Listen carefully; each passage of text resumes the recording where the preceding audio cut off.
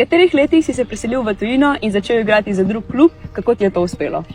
Se mi zdi, da sem imel 16 let točno. Sem se preselil v Nemčijo iz Olimpije in sem pol 4 leta igral v Eintrachtu iz Frankfurta. Pri 18 letih v Belgijo za SK Lomer. Pri 19 sem šel prvič iz Slovenije v Italijo in imel sem dobro sezono v Celju in potem sem se prodal tam in s trdim delom je to uspelo. S trdim delom in voljo, ljubeznijo do nogometa. Pa mislim, da so me opazili, ko sem igral za Olimpijo. Sem 17 leti debitiral za člane in potem se je zgodil prestop. In kako to zdaj izgleda, ko igraš v tujini?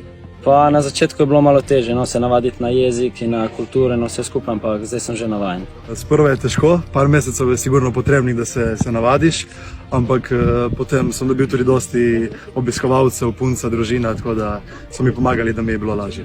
Ja, na začetku ni bilo lahko, sem imel srečo, da je šla mami z mano, mi je pomagala, pa itak se je vse poklopilo in je bilo že v redu.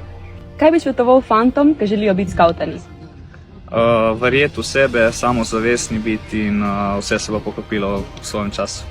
Pa ja, po mojem je samo važno, da si sproščen, da pokažeš svoje kvalitete in da nimaš nekega bremena.